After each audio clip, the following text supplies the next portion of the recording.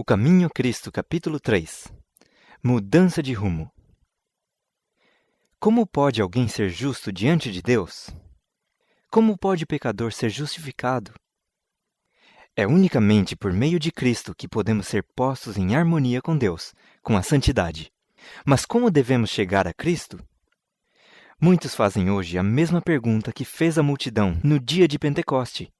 Quando convencidos do pecado, clamaram: "Que faremos?" Atos 2:37. A primeira palavra da resposta de Pedro foi: "Arrependei-vos." Atos 2:38. Noutra ocasião, logo depois, disse: "Arrependei-vos e convertei-vos para que sejam apagados os vossos pecados." Atos 3:19. O arrependimento compreende tristeza pelo pecado e afastamento do mesmo. Não renunciaremos ao pecado enquanto não reconhecermos a sua malignidade. Enquanto dele não nos afastarmos sinceramente, não haverá em nós uma mudança real da vida. Muitos há que não compreendem a verdadeira natureza do arrependimento. Multidões de pessoas se entristecem pelos seus pecados, efetuando mesmo exteriormente uma reforma, porque receiam que seu mau procedimento lhes traga sofrimentos. Mas não é este o arrependimento segundo o sentido que lhe dá a Bíblia. Lamentam antes os sofrimentos do que o próprio pecado. Tal foi a tristeza de Esaú, quando viu que perdera para sempre o direito da primogenitura. Balaão, aterrado à vista do anjo que se lhe pusera no caminho com a espada alçada, reconheceu seu pecado porque temia que devesse perder a vida. Não teve, porém, genuíno arrependimento do pecado, nem mudança de propósito ou aborrecimento do mal. Judas Iscariotes, depois de haver traído seu Senhor, exclamou: "Pequei, traindo sangue inocente." Mateus 27:4. A confissão foi arrancada de sua alma culpada, por uma horrível consciência de condenação e temerosa expectação do juízo. As consequências que o aguardavam enchiam-no de terror. Mas não houve em sua alma uma profunda e dolorosa tristeza por haver traído o imaculado Filho de Deus e negado o Santo de Israel. Faraó, quando sofria sob os juízos de Deus, reconheceu seu pecado para escapar a castigos posteriores, mas voltava a desafiar o céu apenas suspensas as pragas. Todos esses lamentaram as consequências do pecado, mas não se entristeceram pelo próprio pecado. Quando, porém, o coração cede à influência do Espírito de Deus, a consciência é despertada e o pecador discerne alguma coisa da profundeza e santidade da lei de Deus, base de seu governo no céu e na terra.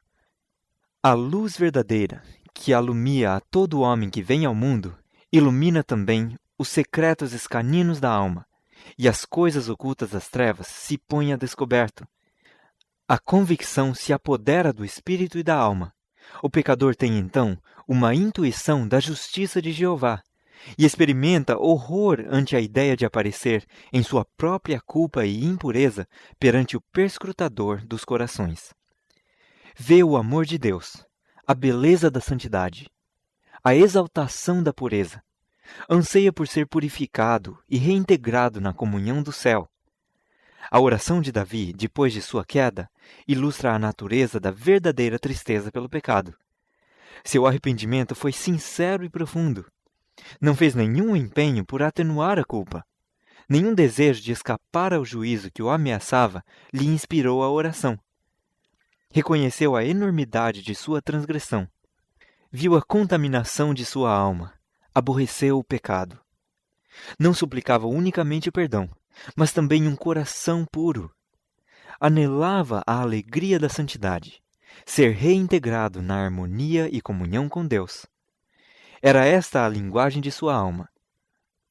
Bem-aventurado aquele cuja transgressão é perdoada e cujo pecado é coberto. Bem-aventurado o homem a quem o Senhor não imputa a maldade, e em cujo espírito não há engano. Salmos 32, 1 e 2. Tem misericórdia de mim, ó Deus, segundo a tua benignidade. Apaga as minhas transgressões, segundo a multidão das tuas misericórdias. porque eu conheço as minhas transgressões, e o meu pecado está sempre diante de mim. Purifica-me com o hisopo, e ficarei puro. Lava-me, e ficarei mais alvo do que a neve. Cria em mim, ó Deus, um coração puro, e renova em mim um espírito reto. Não me lances fora da tua presença, e não retires de mim o teu Espírito Santo. Torna a dar-me a alegria da tua salvação, e sustém-me com um espírito voluntário. Livra-me dos crimes de sangue, ó Deus, Deus da minha salvação, e a minha língua louvará altamente a tua justiça. Salmo 51, 1, 3 e 7, 10 a 12 e 14. Arrependimento como esse está além de nossas forças realizar, e só é obtido por meio de Cristo, que subiu ao alto e deu dons aos homens. Exatamente aqui está o ponto em que muitos erram, sendo por isso privados de receber o auxílio que Cristo lhes desejava conceder. Pensam que não podem chegar a Cristo sem primeiro arrepender-se, e que é o arrependimento que os prepara para o perdão de seus pecados.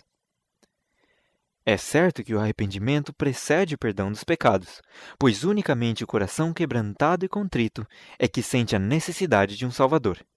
Mas terá o pecador de esperar até que se tenha arrependido antes de poder chegar-se a Jesus? Deve fazer-se do arrependimento um obstáculo entre o pecador e o Salvador? A Bíblia não ensina que o pecador tenha de arrepender-se antes de poder aceitar o convite de Cristo. Vinde a mim, todos os que estáis cansados e oprimidos, e eu vos aliviarei. Mateus 11, 28. É a virtude que emana de Cristo que conduz ao genuíno arrependimento.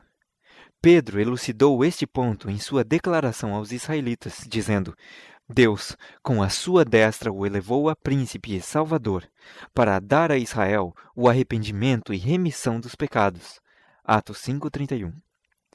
Assim como não podemos alcançar perdão sem Cristo, também não podemos arrepender-nos sem que o Espírito de Cristo nos desperte a consciência. Cristo é a fonte de todo bom impulso. Ele unicamente é capaz de implantar no coração a inimizade contra o pecado. Todo desejo de verdade e pureza, toda convicção de nossa própria pecaminosidade é uma evidência de que seu Espírito está operando em nosso coração. Jesus disse: Eu, quando for levantado da terra, a todos atrairei a mim. João 12:32. Cristo tem de revelar-se ao pecador como Salvador, morto pelos pecados do mundo. E ao contemplarmos o Cordeiro de Deus sobre a cruz do Calvário, começa a desdobrar-se ao nosso espírito o mistério da redenção, e a bondade de Deus nos leva ao arrependimento. Morrendo pelos pecadores, Cristo manifestou um amor que é incompreensível.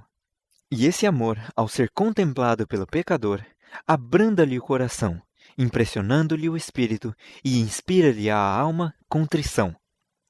É verdade que os homens às vezes se envergonham de seus caminhos pecaminosos e renunciam a alguns de seus maus hábitos antes de estar conscientes de que estão sendo atraídos a Cristo. Quando quer, porém, que façam um esforço para reformar-se, movidos do desejo sincero de proceder bem, é sempre o poder de Cristo que os está atraindo. Uma influência para eles desconhecida lhes opera na alma, despertando-lhes a consciência e sua vida exterior emenda-se. Quando Cristo os atrai, levando-os a olhar à sua cruz, para contemplar aquele que os seus pecados ali cravaram, o mandamento desperta na consciência. É-lhes revelada a pecaminosidade de sua vida, o pecado que se acha arraigado em sua alma. Começam a compreender alguma coisa da justiça de Cristo e exclamam: que é o pecado que devesse exigir tão grande sacrifício para a redenção de sua vítima? Acaso se fez preciso todo esse amor, todo esse sofrimento, toda essa humilhação, para que não perecêssemos, mas tivéssemos vida eterna? Poderá o pecador resistir a esse amor? Poderá recusar-se a ser atraído para Cristo? Se, porém, não se opuser, será levado para ele. O conhecimento do plano da salvação levá-lo-á ao pé da cruz, arrependido de seus pecados que causaram os sofrimentos do amado Filho de Deus. O mesmo poder divino que opera nas coisas da natureza fala ao coração dos homens, neles criando um desejo inexprimível de algo que não possuem. As coisas do mundo não podem satisfazer aos seus anseios. O Espírito de Deus insta com eles, a fim de que só busquem aquelas que unicamente podem proporcionar paz e descanso, a graça de Cristo, a alegria da santidade.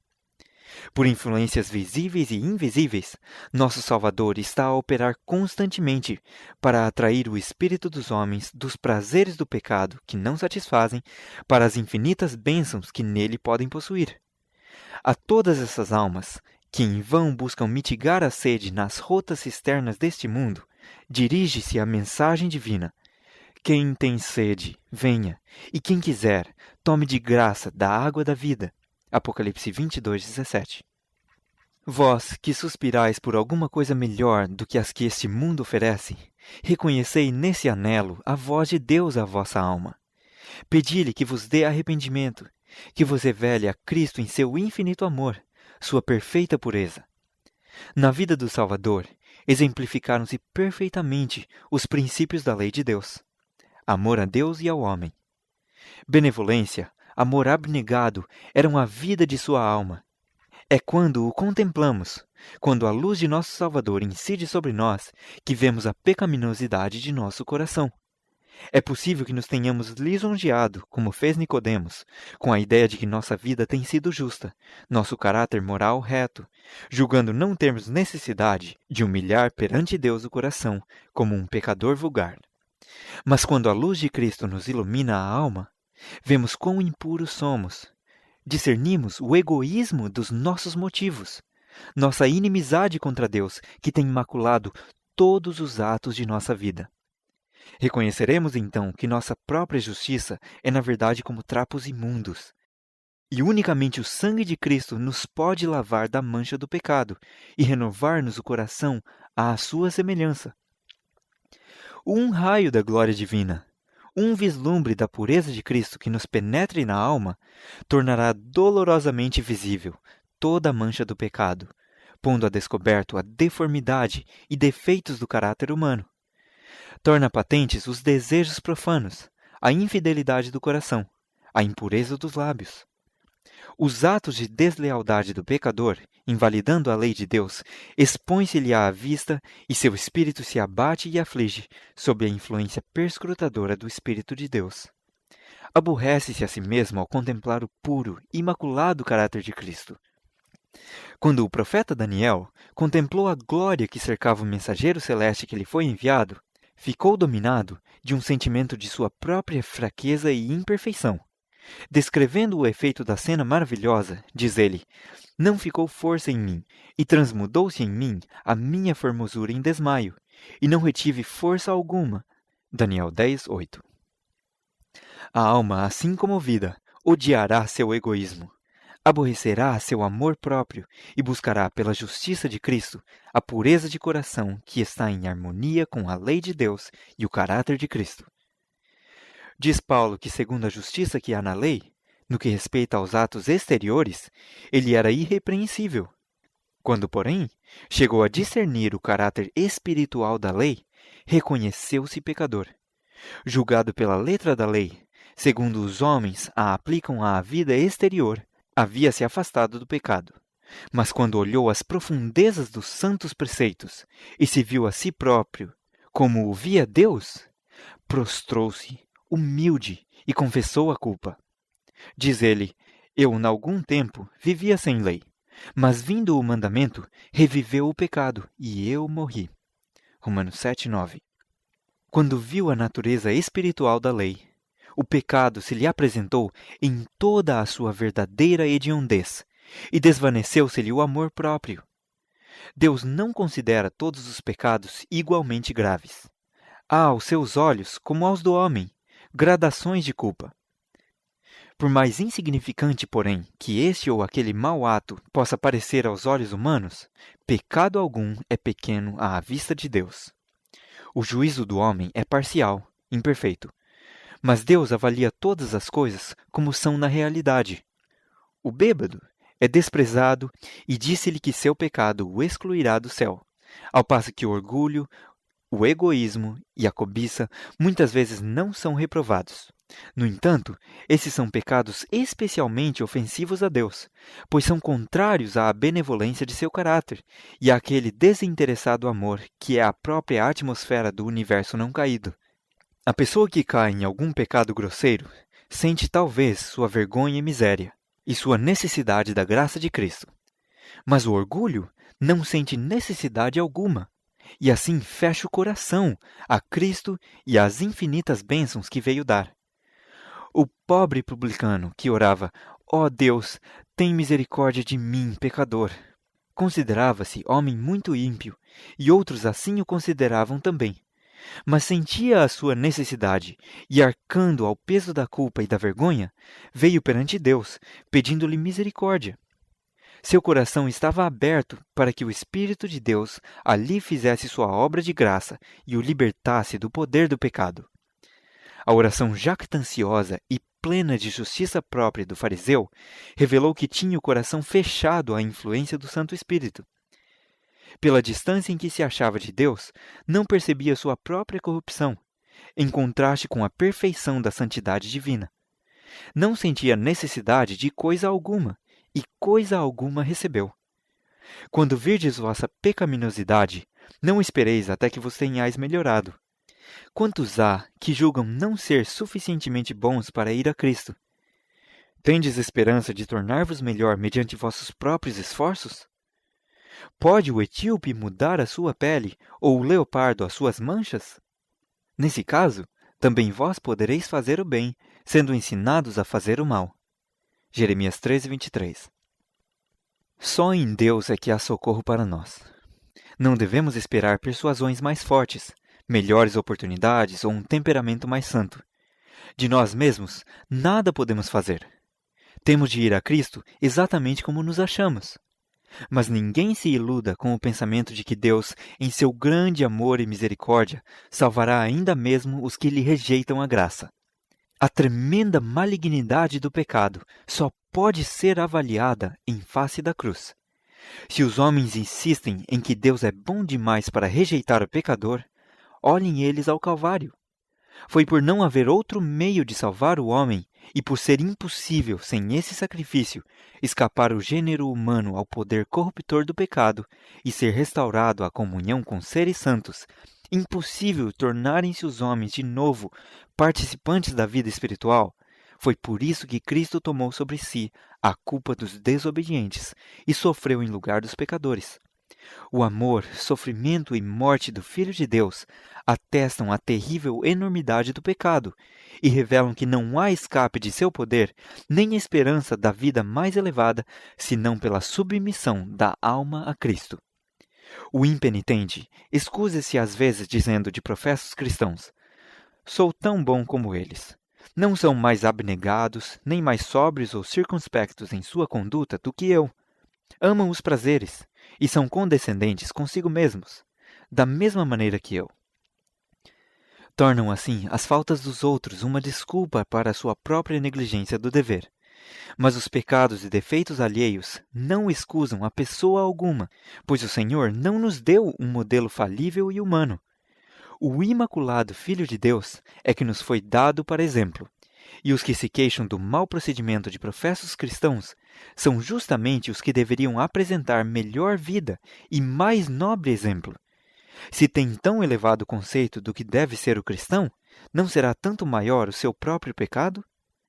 Sabem o que é justo, todavia se recusam a fazê-lo. Guardai-vos da procrastinação.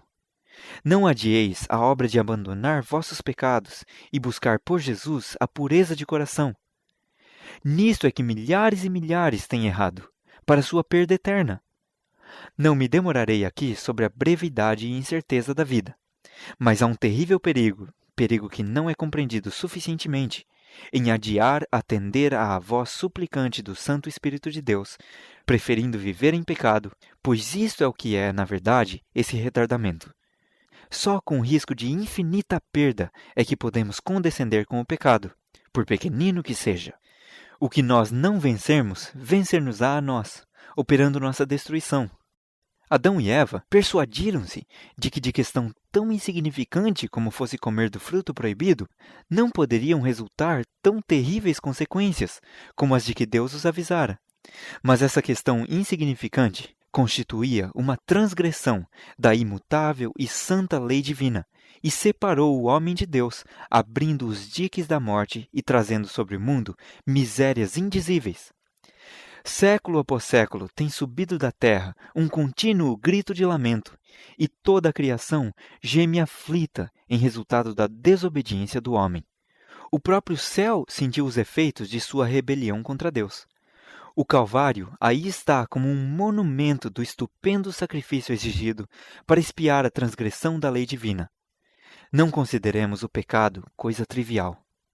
Cada ato de transgressão, cada negligência ou rejeição da graça de Cristo recai sobre vós mesmos, endurece o coração, deprava a vontade, entorpece o entendimento, tornando-vos não só menos inclinados a ceder à eterna súplica do Santo Espírito de Deus, como também menos capazes de o fazer.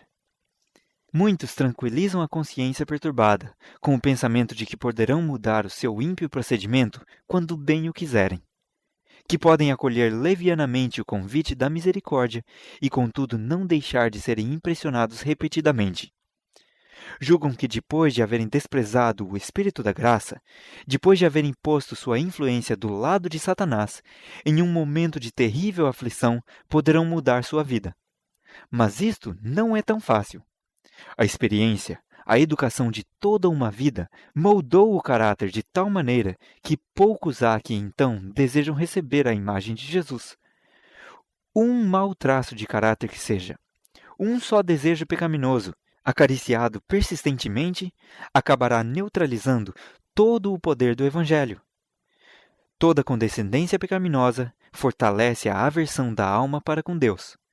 O homem que manifesta uma incredulidade obstinada ou uma estulta indiferença para com a verdade divina está apenas colhendo aquilo que ele mesmo semeou. Em toda a Bíblia, não existe uma advertência mais terrível contra o brincar com o mal do que as palavras do sábio, de que o pecador, com as cordas do seu pecado, será detido. Provérbios 5:22. Cristo está pronto para libertar-nos do pecado, mas não força a vontade. E se pela persistente transgressão a própria vontade estiver inteiramente inclinada ao mal e não desejarmos ser libertados, não querendo aceitar a sua graça, que mais poderá ele fazer? Nós mesmos nos destruímos por nossa deliberada rejeição de seu amor. Eis aqui, agora, o tempo aceitável. Eis aqui, agora, o dia da salvação. 2 Coríntios 6:2. Se ouvirdes hoje a sua voz, não endureçais o vosso coração. Hebreus 3:7 e 8. O homem vê o que está diante dos olhos, porém o Senhor olha para o coração. Esse coração humano com suas emoções de alegria e tristeza em conflito, coração volúvel e extraviado, que serve de habitação a tanta impureza e engano. Ele lhe conhece os motivos, seus próprios intentos e propósitos. Ide a ele com vossa alma toda manchada como se acha. Como o salmista, abri de par em par suas câmaras aos olhos que tudo veem, exclamando: sonda-me, ó Deus, e conhece o meu coração. Prova-me e conhece os meus pensamentos, e vê se há em mim algum caminho mau, e guia-me pelo caminho eterno. Salmos 139, 23 e 24. Muitos adotam uma religião intelectual, uma forma de piedade, sem que seja purificado o coração. Seja a vossa prece: cria em mim, ó Deus, um coração puro, e renova em mim um espírito reto. Salmo 51, 10. Tratai sinceramente com vossa alma. Sede fervorosos e constantes, como se estivesse em jogo vossa vida mortal. Esta é uma questão que tem de ser resolvida entre Deus e vossa alma, e resolvida para a eternidade. Uma esperança meramente suposta demonstrar-se-á vossa ruína. Estudai com oração a palavra divina. Ela vos apresenta, na lei de Deus e na vida de Cristo, os grandes princípios da santidade, sem a qual ninguém verá o Senhor. Hebreus 12, 14. Convence do pecado, revela claramente o caminho da salvação. Dai-lhe ouvidos, como a voz de Deus falando à vossa alma. Ao verdes a enormidade do pecado, ao vos verdes a vós mesmos, tais quais sois, não vos entregueis ao desespero. Foi para salvar a pecadores que Cristo veio. Não somos nós os que devemos reconciliar a Deus conosco. Mas, ó maravilhoso amor, Deus em Cristo está reconciliando consigo o mundo. 2 Coríntios 5,19. Está procurando atrair, por seu terno amor, o coração de seus filhos erradios. Nenhum pai terrestre poderia ser tão paciente com as faltas e erros de seus filhos como o é Deus com os que busca salvar. Ninguém poderia instar mais ternamente com o transgressor. Jamais lábios humanos dirigiram ao extraviado súplicas mais ternas do que ele. Todas as suas promessas, suas admoestações, não são senão suspiros de um amor inexprimível. Quando Satanás se chega para vos dizer que sois grande pecador, erguei os olhos ao vosso Redentor e falai de seus méritos. O que vos ajudará é olhar para a sua luz. Reconhecei vossos pecados, mas dizei ao inimigo que Cristo Jesus veio ao mundo para salvar os pecadores, e que por seu inefável amor podereis ser salvos. Jesus dirigiu a Simão uma pergunta acerca de 2 devedores. Um devia ao seu senhor uma soma pequena, e o outro uma importância muito grande, mas perdoou a dívida a ambos. Cristo perguntou então a Simão qual dos devedores mais amaria ao seu senhor. Simão respondeu: Tenho para mim que é aquele a quem mais perdoou. Lucas 7,43. Fomos grandes pecadores, mas Cristo morreu para que fôssemos perdoados. Os méritos de seu sacrifício são suficientes para serem apresentados ao Pai em nosso favor. Aqueles a quem mais perdoou, mais o hão de amar, e mais próximos de seu trono se hão de achar, para o louvar por seu grande amor e infinito sacrifício. É quando mais plenamente compreendemos o amor de Deus que melhor reconhecemos a malignidade do pecado. Quando reconhecermos a extensão do cabo que para nós foi descido, quando compreendermos alguma coisa do infinito sacrifício que Cristo fez em nosso favor, o coração se desfará em ternura e contrição. O fim do capítulo 3 do Caminho a Cristo.